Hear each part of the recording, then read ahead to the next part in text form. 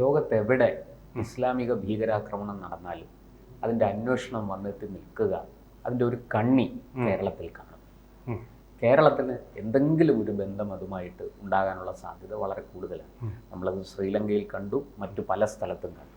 ഇപ്പോഴിതാ തമിഴ്നാട്ടിലും കർണാടകയിലും നിരവധി സ്ഫോടനങ്ങൾ നടത്തുകയും ആസൂത്രണം ചെയ്യുകയും നടപ്പാക്കുകയും ചെയ്ത് കേരളത്തിൽ നിരവധി വിധ്വംസ പ്രവർത്തനങ്ങൾ നടത്തിയ ഒരു കൊടും ഭീകരൻ പിടിയിലായിരിക്കുന്നു.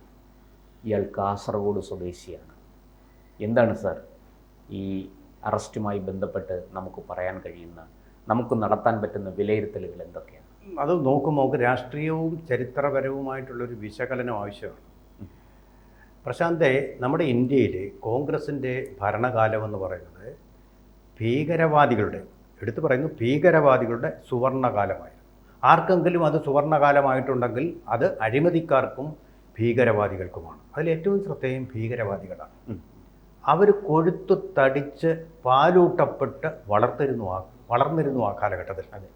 അപ്പോൾ ഇനി ഒരിക്കലും BJP അധികാരത്തിൽ വരില്ല, വരാൻ പാടില്ല എന്നുള്ള തരത്തിലുള്ള ഒരു കർമ്മ പാതയാണ് ഈ ആര് സ്വീകരിച്ചത്? ജിഹാദികളായിട്ടുള്ള തീവ്രവാദികൾ. അവർ തകർത്താടി അഴിഞ്ഞാടി ആ കാലഘട്ടത്തിൽ. അതിൻ്റെ ഫലമായിട്ട് അവർ ലക്ഷ്യം വെച്ചത് തീരെ ചെറിയ സാധാരണക്കാരെ മാത്രമല്ല, അതുമുണ്ട്, അതിൻ്റെ ഭാഗമായിട്ടുണ്ട്. അത് ശ്രദ്ധിക്കപ്പെടാതെ പോയി. LK അദ്വാനി തുടങ്ങിയ ദേശീയ നേതാക്കളെ വരെയാണ് അവർ ലക്ഷ്യം വെച്ചത്. അതെ, നമുക്കറിയാവുന്നത് കോയമ്പത്തൂരിൽ ഉഗ്രമായ ബോംബ് സ്ഫോടനത്തിലൂടെ LK അദ്വാനിയുടെ ജീവന് വരെ ഭീഷണി ഉണ്ടാക്കി. ഭാഗ്യത്തിനോ ദൈവാധീനം കൊണ്ടോ കഷ്ടിച്ച് അദ്ദേഹം കോയമ്പത്തൂരിൽ നിന്ന് രക്ഷപ്പെടുകയായിരുന്നു. അതിൽ PDP മദർ അബ്ദുൽ നാസർ മദനിക്കും പങ്കുണ്ടായിരുന്നതായിട്ട് പറയപ്പെടും. അൽ-ഉമ എന്ന് പറയുന്ന സംഘടനയാണ് അത് ആസൂത്രണം ചെയ്ത് വളരെ കുറ്റമറ്റ രീതിയിൽ പ്രിസിഷനോടുകൂടി ചെയ്തത്. അദ്വാനിക്ക് അദ്ദേഹത്തിൻ്റെ ദൈവാധീനം കൊണ്ട്, പക്ഷേ ആ സമയം ഒന്ന് മാറിയത് കൊണ്ട് മാത്രമാണ് കഷ്ടിച്ച് അദ്ദേഹം ഭാഗ്യം കൊണ്ട് മാത്രം. അതെ, അപ്പോൾ ആ അൽ-ഉമ സംഘടനയുമായിട്ടും ഒക്കെ ബന്ധമുള്ള ഒരു വലിയ 5 ലക്ഷം രൂപ തലയ്ക്ക് വിലയിട്ട ഒരാളാണ് കാസർഗോഡ് സ്വദേശിയായിട്ടുള്ള താങ്കൾ ഈ പറഞ്ഞ അബൂബക്കർ സിദ്ദിഖ് എന്ന് പറയുന്ന കൊടും ഭീകരൻ. 60 വയസ്സുണ്ട് ഇപ്പോൾ. പത്രക്കാർക്ക് പുതിയ ഫോട്ടോ കിട്ടിയിട്ടില്ല. 5 വർഷമായിട്ട് ഒളിവിലാണ്. 30ാമത്തെ വയസ്സിലെ ചിത്രമാണ് ഇപ്പോൾ ഇട്ടിരിക്കുന്നത്. 60ാമത്തെ വയസ്സിലെ ചിത്രം ആരും കണ്ടിട്ടില്ല. പിന്നെ ഏതോ ഒരു പത്രത്തിൽ ഈ വയസ്സായ മീശയൊക്കെ നരച്ച ഒരു ചിത്രം വന്നിട്ടുണ്ട്. അത് പോലീസുകാരുടെ അതായത് പോലീസ് വണ്ടിയിൽ കയറ്റി കൊണ്ടുപോകുന്ന ആ ഈ പോലീസിന്റെ ബന്ദോബസ്തുള്ള വണ്ടി ഉണ്ടല്ലോ, അഴിയടിച്ച, അതിൽ കൂടി നെട്ടടിച്ച, അതിലൂടെ ആണ് കണ്ടത്. അവിടുന്ന് വന്ന ഫോട്ടോയാണ്. എന്തായാലും വലിയ വാർത്താ പ്രാധാന്യം കൊടുത്തിട്ടില്ല. വളരെ വാർത്താ പ്രാധാന്യമുള്ള സംഭവമാണ്. കാരണം ഇദ്ദേഹം ഇവിടെ തന്നെയുണ്ട്, ദക്ഷിണേന്ത്യയിൽ തന്നെയുണ്ട്. ദക്ഷിണേന്ത്യയിലെ ഇവരുടെ സുവർണ സ്ഥലമെന്ന് പറയുന്നത്, സ്വർഗമെന്ന് പറയുന്നത്, ഇവിടെ പച്ചപ്പെന്ന് പറയുന്നത് കേരളമാണ്. അത് കഴിഞ്ഞാൽ തമിഴ്നാടാണ്. സമാനമായ അന്തരീക്ഷം അവിടെയുണ്ട്. കാരണം BJPക്ക് വേരുറയ്ക്കാത്ത സ്ഥലങ്ങളാണ് ഇവരുടെ വിഹാര കേന്ദ്രങ്ങൾ. പിന്നെ ആന്ധ്രാപ്രദേശിലും അടുത്ത കാലം വരെ കോൺഗ്രസ് ഭരണമായിരുന്നു. കർണാടകത്തിൽ BJPയും കോൺഗ്രസും മാറി മാറി വന്നു. കേരളത്തിൽ ഒരിക്കലും BJP അധികാരത്തിൽ വന്നിട്ടില്ലെന്ന് മാത്രമല്ല, അതുപോലെ ആന്ധ്രാപ്രദേശിൽ ഒരിക്കലും അധികാരത്തിൽ വന്നിട്ടില്ല. ഈ പ്രാവശ്യം മാത്രമാണ് വന്നിരിക്കുന്നത്. അപ്പോഴാണ് പിടിക്കുന്നതും ആളുകൾ പറയാൻ ധൈര്യപ്പെടുന്നതും. 5 ലക്ഷം രൂപയായിട്ട് ആരോ ഒരാൾ ആ വിവരം കൊടുത്തതിന്റെ പേരിലാണ് പോലീസിനെ കണ്ടുപിടിക്കാൻ കഴിഞ്ഞത്. അതുവരെ പേടിയായി. തമിഴ്നാട്ടിലെ ആന്റി ടെററിസ്റ്റ് സ്ക്വാഡ്, ഭീകരവിരുദ്ധ സേനയാണ് വളരെ രഹസ്യ നീക്കത്തിലൂടെ ഇയാളെ പിടിച്ചതെന്നാണ് പറയുന്നത്. അത് വളരെ DMKയുടെ ഭരണമാണെങ്കിൽ അവരത് ചെയ്തത് വളരെ നല്ല കാര്യമാണ്. അതുപോലെയാണ് ഒരു കാര്യം കൂടെ ചേർത്ത് പറയാം. ശിവഗംഗയിൽ നടന്ന ജയിൽ മരണമുണ്ട്, ലോക്കപ്പ് മർദ്ദനത്തിലൂടെ നടന്ന മരണം. ആ മരണത്തെ ലോക്കപ്പിൽ നടന്ന CBIക്ക് വിട്ടു അവര്. അപ്പം മമതാ ബാനർജിയുടെ ഭരണത്തെക്കാളും തൃണമൂൽ കോൺഗ്രസിന്റെ ഭരണത്തെക്കാളും ഭേദപ്പെട്ട ഒരു ഭരണമാണ് അവർ നടക്കുന്നത്. അവരെന്തൊക്കെ ഹിന്ദു വിരുദ്ധ പ്രക്ഷോഭങ്ങൾ നടത്തിയാലും ശരി, അവർ ചെയ്യുന്നത് കൃത്യമായിട്ടുള്ള അഡ്മിനിസ്ട്രേറ്റീവ് നടപടികളാണ്. ഒരു പക്ഷേ ഇനിയിപ്പോൾ വിജയിൻ്റെ പാർട്ടിയൊക്കെ അധികാരത്തിൽ വരുമെന്നുള്ള ഭീതി കൊണ്ടാണോ എന്നറിയില്ല. ശരി, കറക്റ്റ് സ്റ്റെപ്പാണ്. അത് നമ്മൾ ആലോചിക്കേണ്ട കാര്യമില്ല. കറക്റ്റ് സ്റ്റെപ്പാണ് അവർ നടത്തിയത്. അത് CBIക്ക് വിട്ടതുപോലെ അവരുടെ ആൻറ്റി ടെററിസ്റ്റ് സ്ക്വാഡിനെ കൊണ്ട് സാധാരണ ഇത് ഇങ്ങനെ ആക്ഷൻ ഈ ഇടതുപക്ഷ ഗവൺമെൻറ്റുകളോ തമിഴ്നാട്ടിലെ DMK സർക്കാരുകളോ ചെയ്യാറില്ല. ജയലളിത ചെയ്തിരുന്നു. അല്ലുമയുടെ ആൾക്കാരെ പിടിച്ച് ജയിലിട്ടു അവര് അല്ലേ? കോയമ്പത്തൂർ സ്ഫോടനം അവർക്കത് വലിയ ഇഷ്യൂ ആയി. കാരണം തമിഴ്നാട്ടിലെ ഇൻഡസ്ട്രി, കോയമ്പത്തൂരിലെ ഇൻഡസ്ട്രി തകർന്നു പോകും, സാമ്പത്തിക രംഗം കൂപ്പുകുത്തി, തമിഴ്നാട്ടിന്റെ GDP തകർന്നു. അതൊക്കെ ജയലളിതയ്ക്ക് ഹാലിളകി, അവര് എല്ലാറ്റിനെയും പൊക്കി അകത്തിടാൻ പറഞ്ഞു. അബ്ദുൽ നാസർ മദനിക്കെതിരെ നടപടി സ്വീകരിച്ചത് അവർ തന്നെയാണ്. നടപടി സ്വീകരിക്കാൻ അവർ തയ്യാറായിട്ടുണ്ട്. പക്ഷെ DMK അത്ര ഒരു ന്യൂനപക്ഷ പ്രകടനത്തിന് വേണ്ടി അത് ചെയ്യാറുണ്ട്. പക്ഷേ ഇക്കാര്യത്തിൽ അതും ചെയ്തു അദ്ദേഹം. ഈ കാര്യത്തിൽ സ്റ്റാലിൻ അത് ചെയ്തിരിക്കുന്നു. അത് നല്ല കാര്യം തന്നെയാണ്. തമിഴ്നാട് ഗവൺമെന്റ് മൂലം ആന്ധ്രാപ്രദേശിന്റെ സഹകരണത്തോടു കൂടി അവിടെ നിന്ന് ഇൻഫർമേഷൻ കിട്ടിയിട്ടാണല്ലോ തീർച്ചയായിട്ടും ഇദ്ദേഹത്തെ അറസ്റ്റ് ചെയ്തത് വലിയൊരു കാര്യമാണ്. അതുപോലെ തന്നെ ഇദ്ദേഹം ഒരാളും പിടിയിലായിട്ടുണ്ട്. ഒളിവിലായിരുന്ന മുഹമ്മദ് അലിയെയും പിടികൂടിയിരിക്കുകയാണ്.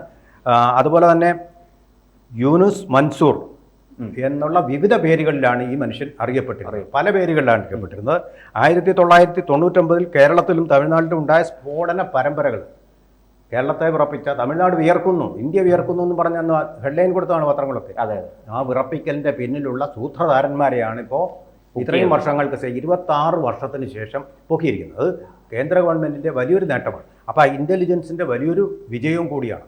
അവരെ അറസ്റ്റ് ചെയ്ത് ഇപ്പോൾ ജയിലഴിക്കുള്ളിലാക്കിയിരിക്കുന്നു. അപ്പോൾ ഇത് നമ്മുടെ ആന്ധ്രാപ്രദേശ് ഉൾപ്പെടെയുള്ള ആ കോറിഡോറിൽ നടന്നുകൊണ്ടിരുന്ന ആ തീവ്രവാദ പ്രവർത്തനങ്ങളോടൊപ്പം ഇപ്പം നെക്സലസും കൂടെ ഇല്ലാതാവുകയാണ്. അപ്പോൾ ഇന്ത്യ നേരിടുന്ന കടുത്ത 2 ഭീഷണികളിൽ നിന്നുള്ള ഒരു രക്ഷമോചനം, അതെ, ഓപ്പറേഷൻ സിന്ദൂറോട് കൂടി. ഈ ഒരു സംശയം ചോദിക്കട്ടെ, ഈ പറഞ്ഞ പോലെ ഇപ്പോൾ അബ്ദുൽ നാസർ മദനി വിചാരണ വേളയിലാണ്. ബാംഗ്ലൂർ സ്ഫോടനവുമായി ബന്ധപ്പെട്ട് വിചാരണ നടന്നുകൊണ്ടിരിക്കുകയാണ് കർണാടകയിൽ. അതിങ്ങനെ കേസ് പരമാവധി നീട്ടിക്കൊണ്ടുപോവാണ്.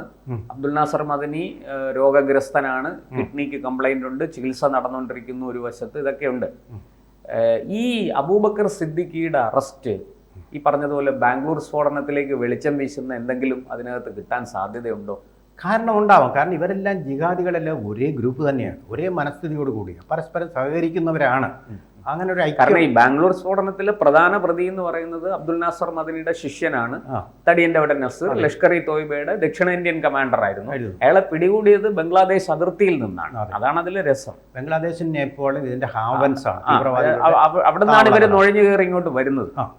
ഇതുകൂടാതെ നമുക്കിപ്പോൾ ഇയാളിലേക്ക് തന്നെ തിരിച്ചു വന്നാൽ അബൂബക്കർ സിദ്ദീഖിനെ കുറിച്ച് പറഞ്ഞാൽ അദ്ദേഹം നടത്തിയിട്ടുള്ള ആക്രമണങ്ങളുടെ പരമ്പര നമുക്കൊന്ന് നോക്കാം. 1ഉം 2ഉം അല്ല. 1995 ചെന്നൈയിൽ ചിന്താതിരിപ്പേട്ടയിലെ ഹിന്ദു മുന്നണിയുടെ ഓഫീസ് സ്ഫോടനം. അതേ വർഷം 1995 തന്നെ നാഗപട്ടണത്തെ നാഗൂരിൽ പാഴ്സൽ ബോംബ് സ്ഫോടനം. സാർ, അതിനകത്തൊരു കാര്യം പറയാനുണ്ട്. ഈ പാഴ്സൽ ബോംബ് എനിക്ക് തോന്നുന്നു ആദ്യമായിട്ട് ലോകത്ത് ആദ്യമായിട്ട് പരീക്ഷിച്ച സംഭവമാണത്. പരീക്ഷണശാലയാക്കി പിന്നെ നാഗപട്ടണം അല്ലെങ്കിൽ തമിഴ്നാട് ഇന്ത്യയിൽ ആദ്യത്തേതാണ്. ആദ്യത്തെ 1999 ചെന്നൈ, തിരുച്ചിറപ്പള്ളി, കോയമ്പത്തൂർ അടക്കം 7 സ്ഥലങ്ങളിലെ അവർ ഒരു ടാർഗറ്റാണ്. കോയമ്പത്തൂർ ഇവരുടെ ഒരു പ്രിയപ്പെട്ട ടാർഗറ്റാണ്. സാർ, അത് കോയമ്പത്തൂർ എല്ലാ കാലവും അവരുടെ അങ്ങനെയാണ്. കാരണം വലിയ വ്യവസായങ്ങളുള്ള നഗരമാണ്. അത് നശിപ്പിക്കുക എന്നുള്ളതാണ് ലക്ഷ്യം. അതുപോലെ ചെന്നൈ എഗ്മോറിൽ പോലീസ് കമ്മീഷണറുടെ ഓഫീസ്, അതീവ സുരക്ഷയുള്ള സ്ഥലം. 2011 LK അദ്വാനിയുടെ മധുരയിലെ രഥയാത്രയ്ക്കിടെ പൈപ്പ് ബോംബ്. കോയമ്പത്തൂർ മാത്രമല്ല LK അദ്വാനിക്കെതിരെ ആക്രമണം നടന്നത്, മധുരയിൽ നടന്നിട്ടുണ്ട്. അതിൻ്റെ ആസൂത്രണം ഇയാളായിരുന്നു. പിന്നെ 2012 വെല്ലൂരിൽ ഡോക്ടർ അരവിന്ദ് റെഡ്ഡി അയാളെ കൊലപ്പെടുത്തി. വലിയൊരു വാർത്തയായിരുന്നു അന്നത്തെ കാലത്ത്. ഇപ്പം എല്ലാവരും മറന്നു. 2012 അതെ.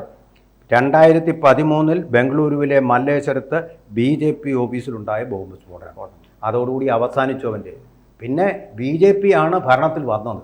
പിന്നെ 2014 BJPയുടെ പ്രതാപകാലത്ത് ഇവൻ പിന്നെ ഒരു സംഗതി പോലും ചെയ്തിട്ടില്ല. നോക്കൂ എത്ര എണ്ണമാണ്. 1, 2, 3, 4, 5, 6, 7 ബോംബ് സ്ഫോടനങ്ങളാണ് നടത്തിയത്. ഇവൻ ഒരിക്കലും പിടിക്കപ്പെട്ടിട്ടില്ല. അവൻ ബോംബ് സ്ഫോടനം നടത്താതിരിക്കുന്ന ഈ കാലത്താണ് ഇവൻ പിടിക്കപ്പെട്ടതെന്ന് ഓർക്കണം. എന്തുകൊണ്ടാണ്? BJPക്ക് അതിനുള്ള ഇച്ഛാശക്തിയുണ്ട്. പിടിക്കണമെന്ന് തന്നെ അവർ വിചാരിച്ചു. കേന്ദ്ര സർക്കാരിന് തീർച്ചയായിട്ടും. കോൺഗ്രസിന് അങ്ങനെ ഒരു താല്പര്യമില്ലായിരുന്നു. ഭീകരതയോട് യാതൊരു കോംപ്രമൈസും ഇല്ല. അവർക്ക് കോംപ്രമൈസ് ഉണ്ടായിരുന്നു എന്നുള്ളത് വളരെ വ്യക്തമായിട്ട് ഇത് കാണിക്കുന്നുണ്ട്. കൂടുതൽ വാർത്തകളും വിശേഷങ്ങളും നിങ്ങളിലേക്ക് എത്താൻ ABC മലയാളം സബ്സ്ക്രൈബ് ചെയ്യുക, ബെൽ ബട്ടണും അമർത്തുക.